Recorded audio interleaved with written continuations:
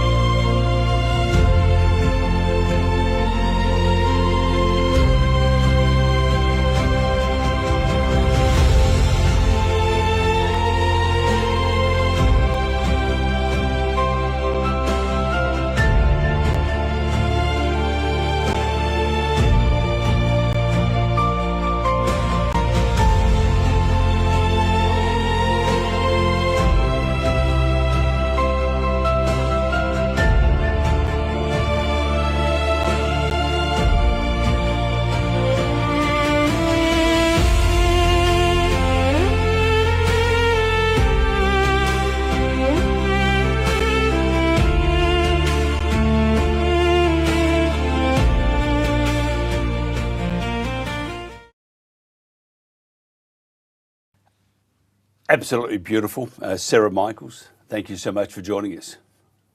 G'day, Mike. How are you? The question is, how are you? Yeah, I'm not too bad, thanks. No heater, but certainly have the fire going this morning. Are your relatives Vikings? Pardon? Are your relatives Vikings? Oh. You got to have a heater. No, we're just bloody tough out in the country, Mike. Yeah, I'm a wimp. You're not too bad. But I have to say, it's a magnificent part of the world, and who needs comfort? Yes, well, fire does that. Horses do that. We're pretty lucky. You're actually very, very lucky. It's God's country to say, and that's the understatement. You visited the park on the weekend. We just saw one of your clips there. Where did you go and what did you see? Yeah, so I spent a bit of time around Kyandra. We parked up. I saw in total there were 48 Brumbies. Most of the mobs we saw were close to the road. We hiked out a bit and we saw a couple of mobs, smaller mobs, more in the ridge lines. And that's where we came across some carcasses as well.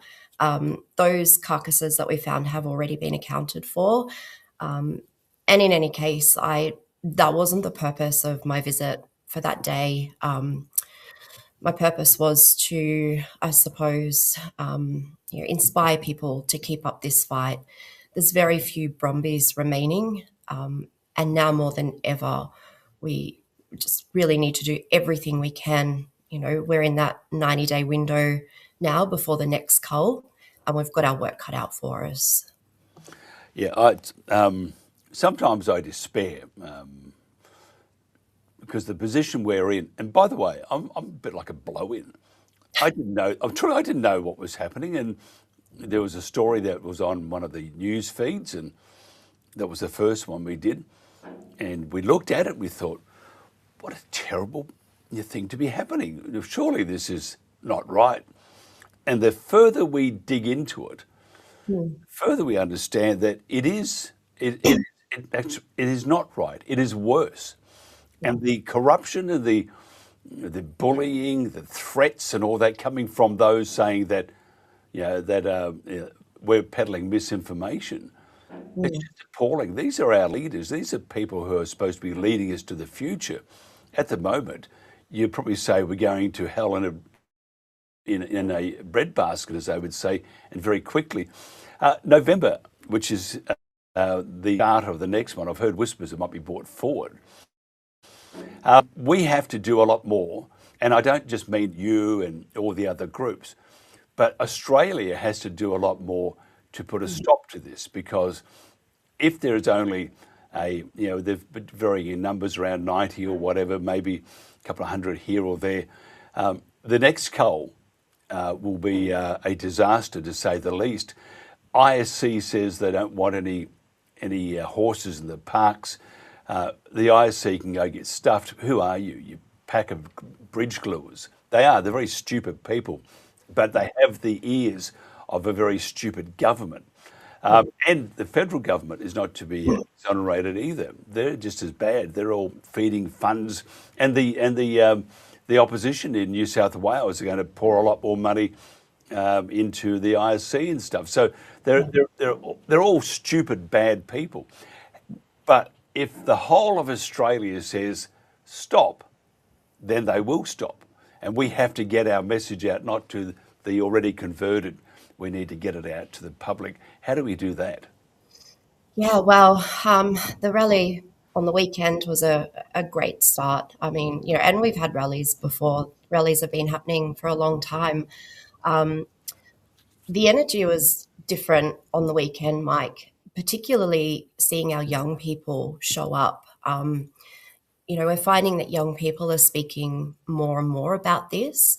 And it's terrifying using your voice as a young person. There was a remarkable young girl, Olivia Fitzsimons.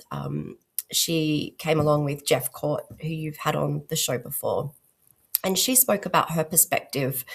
My own daughter, Chloe, she didn't speak, but she was hands-on, helping step in, handle the Brumbies where needed, talking to people about her own experience with Brumbies and horses and, living close to the park, our adventures when she goes out and what she sees too. But more than that, they weren't just fighting for the Brumbies' future. Seeing young people fighting for a piece of their own history, which seems to be lost on young people within our schools, within our curriculum. In history, they don't teach about the light horse, the man from Snowy River legacy. None of that rates a mention. The Anzac tradition, and that's not small things to carry at their age. And I'm so proud to see so many young people coming out. We need to keep having those conversations within workplaces. It's astonishing, Mike, how many people I talk to. You can sort of map it out. So there's a lack of awareness.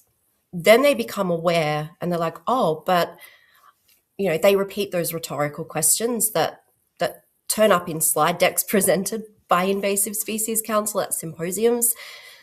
So they will frame it in a way that they're told, but hang on a second, isn't this necessary because they're they're killing the environment and they're killing these native species? So you educate them and okay, so there is such a big disconnect between being aware of what's happening and actually knowing what that looks like. So what I find when I talk with people is the more that they become aware of how horrific these deaths are, and the hypocrisy. So a Brumby carcass laying in, a waterway. I remember back in 2023 or 2024, when the Murrumbidgee that goes into Canberra, the ACT shut off access to the Murrumbidgee after the 2023 cull because they found bacteria leaked in the waterways. That doesn't rate a mention. Why aren't the ISC talking about that?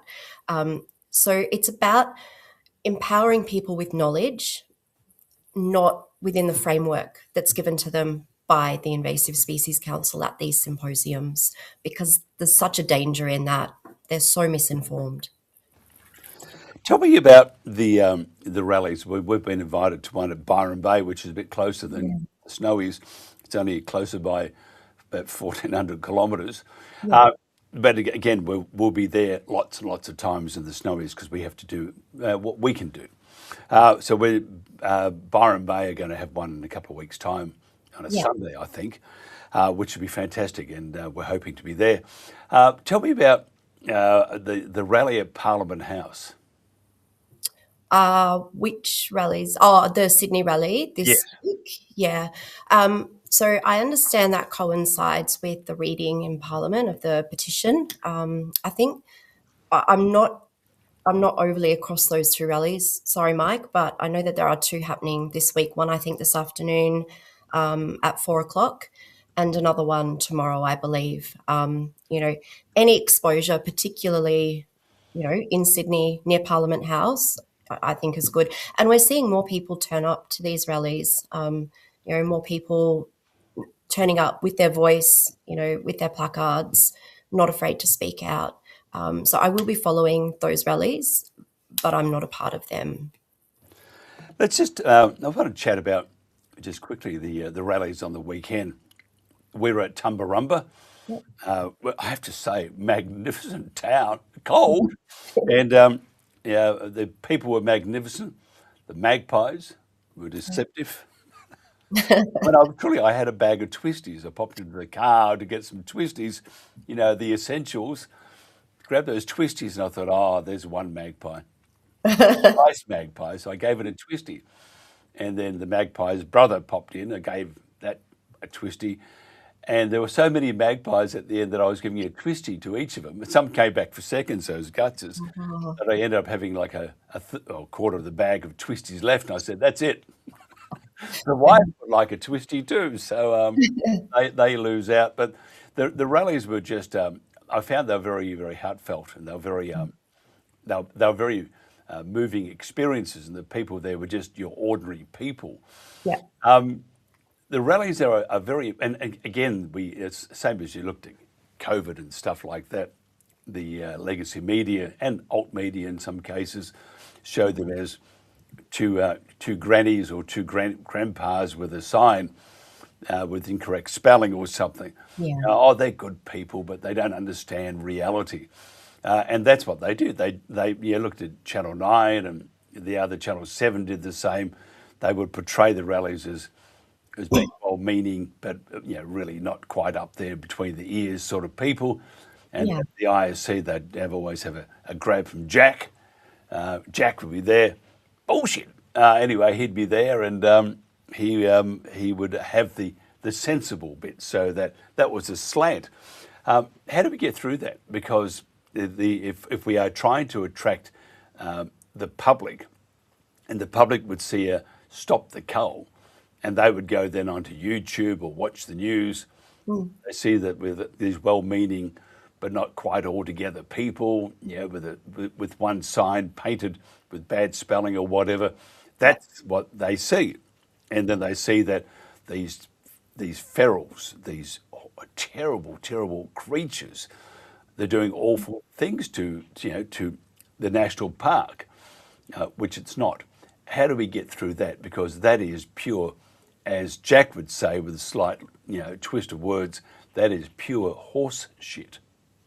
Yeah. Just back on your earlier comment, Mike, they do cherry pick the evidence when they're trying to be persuasive with their narrative. And I think the more people turn out independently, we saw at the Queanbeyan rally, there were, many people who had their own devices using that to record, telling it from our side where, there is no legacy media cherry picking evidence to suit the narrative that's been sold to them because federal government, inject $61 odd million into funding for them.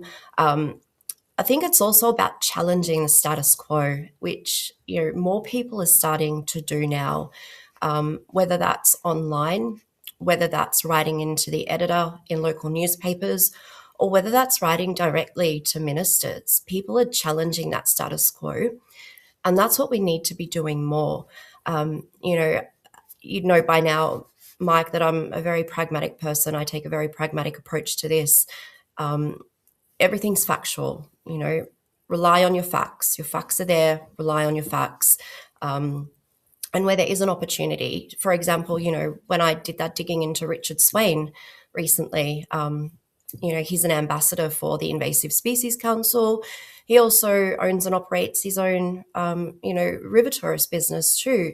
On one hand, when he's got his ISC hat on, the Brumbies are destroying the environment and they need to be slaughtered. When he's out there promoting his, river rafting business, the Brumbies are iconic, and they're a selling point for booking one of his tours. People need to be calling that stuff out.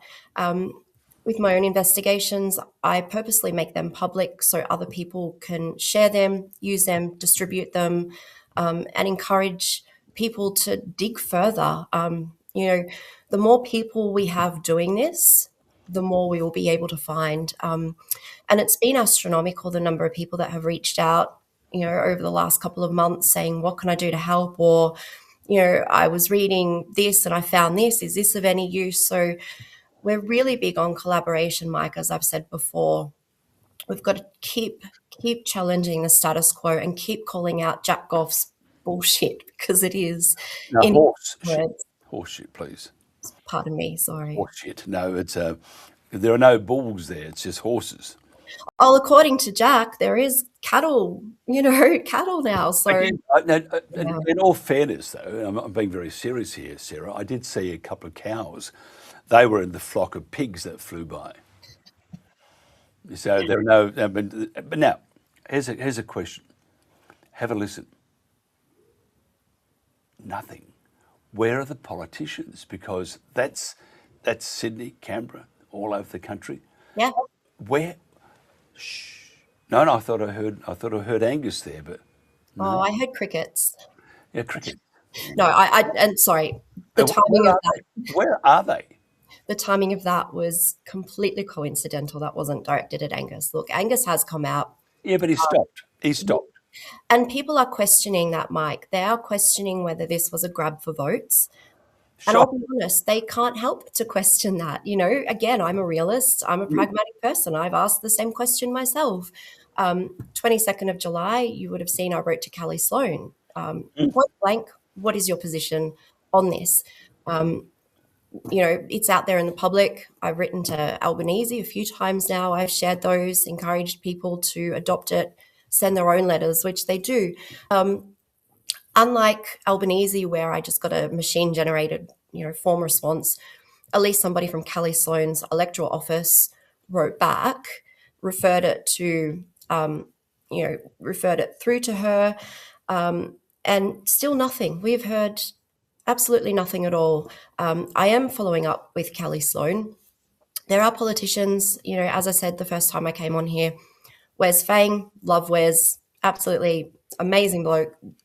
He's not afraid to call stuff out. Go Wes. We need more politicians like Wes. And this is, as a strategist, this is what I don't understand, Mike. This is a really good opportunity for the opposition, to be doing something meaningful here with this. Why isn't somebody from the opposition referring this to the Auditor General, to the New South Wales Auditor General?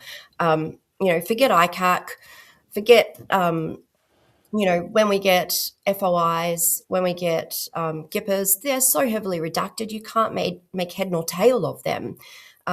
In my view, the best option moving forward is to refer this to the New South Wales Auditor General.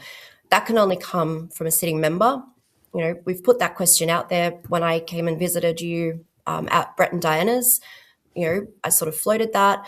I've got something written that's going to go out today. I'll be sharing it with our group along with a template that they can use. And I encourage everybody watching and everybody listening to refer this to your local member.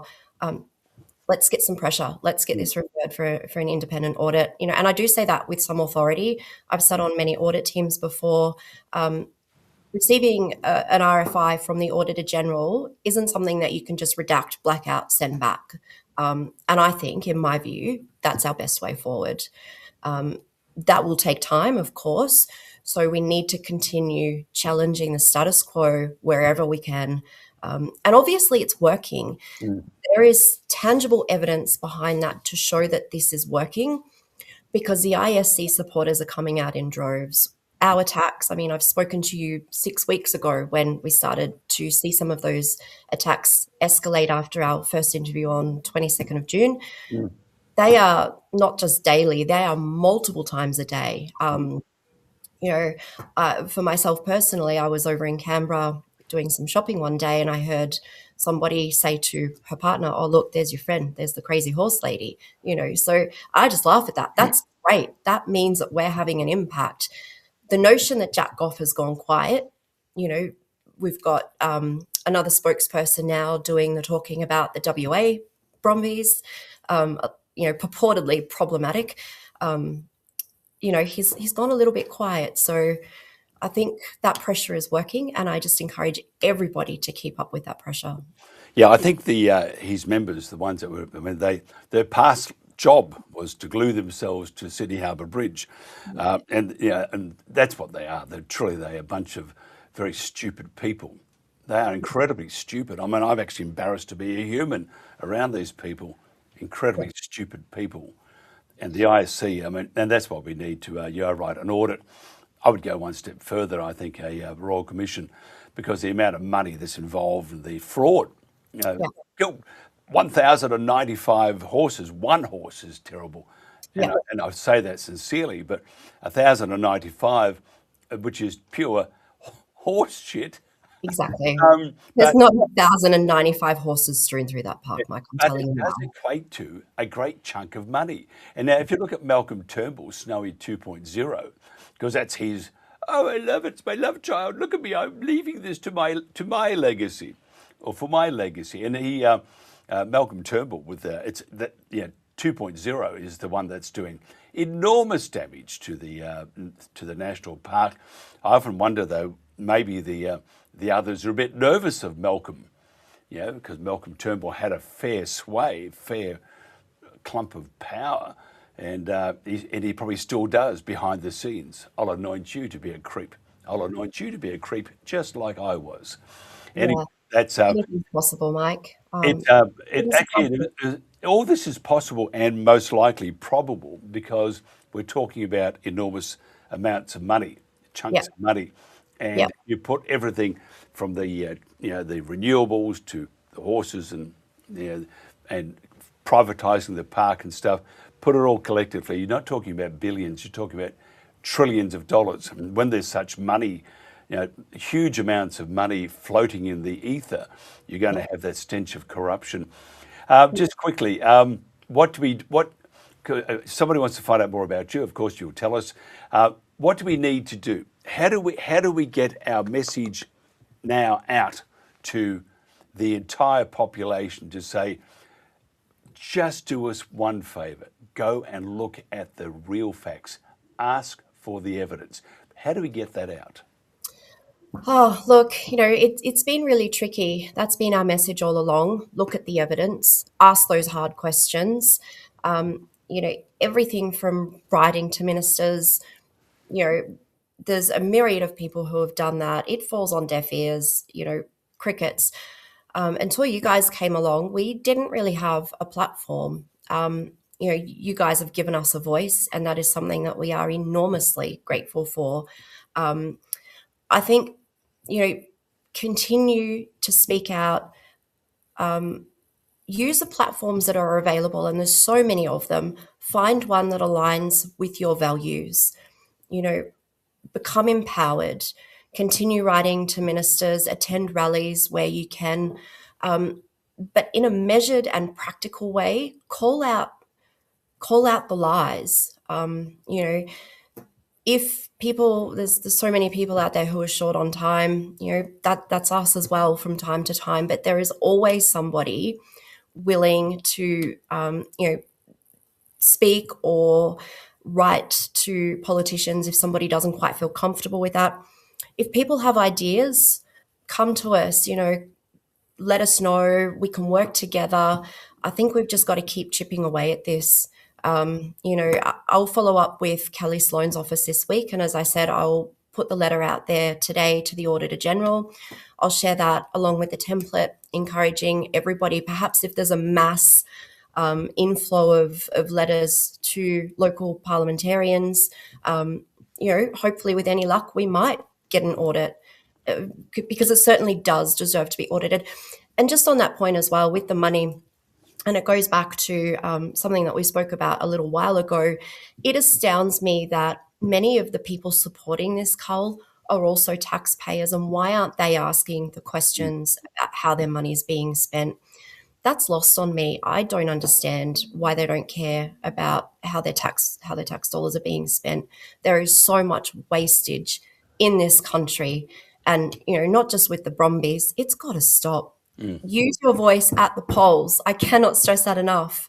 Get rid of Labor. They have to go. But having said that, I mean, by the way, I'm no Labor supporter, much to my father's horror and disdain.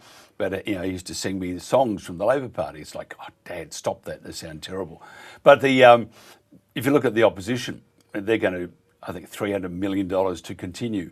So I think the LNP, they're just as, they all need to get some concrete, cement for their spines, and get a spine and do what is right, and stop believing stop believing the stuff that we're hearing from the ISC. Oh, they're terrible creatures. Look, they can fly. They're going to endanger, airport. I mean, whatever. So perhaps we need more independence, Mike. I don't know if that's the answer.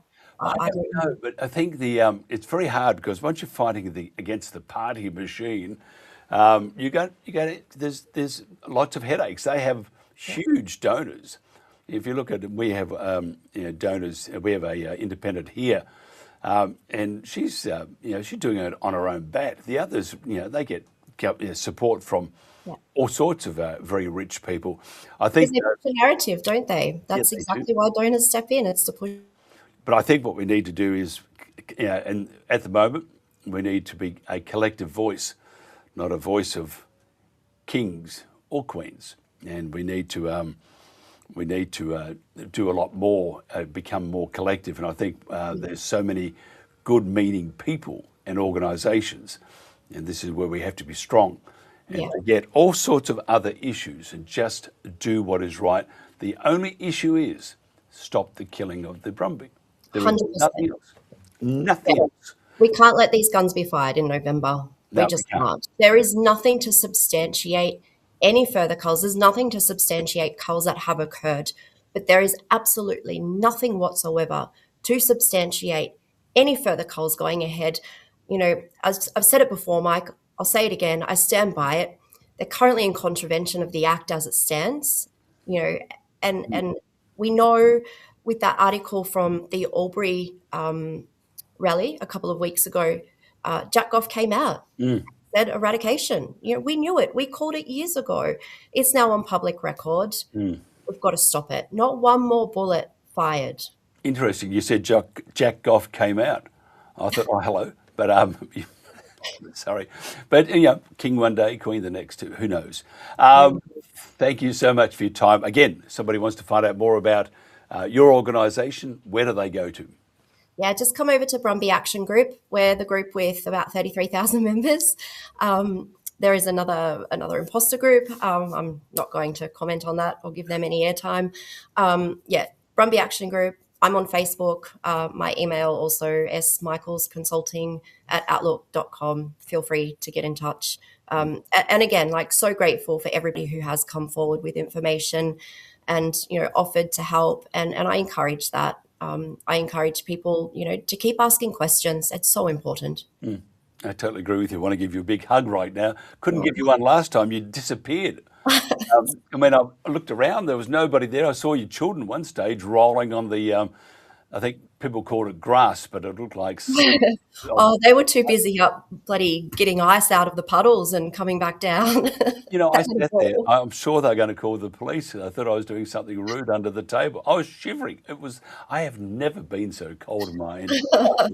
Oh, you should see it now. It's there's a bit of snow around there at the moment. I think I saw something Brett posted last night. It's absolutely beautiful. So maybe come down. We've got a late winter this year. It's It's Yes. been quite mild. That was mild, Mike. No, it wasn't. No, no. I had a very, very high voice. Anyway, that's another story. Sarah Michaels, thank you so much for your time.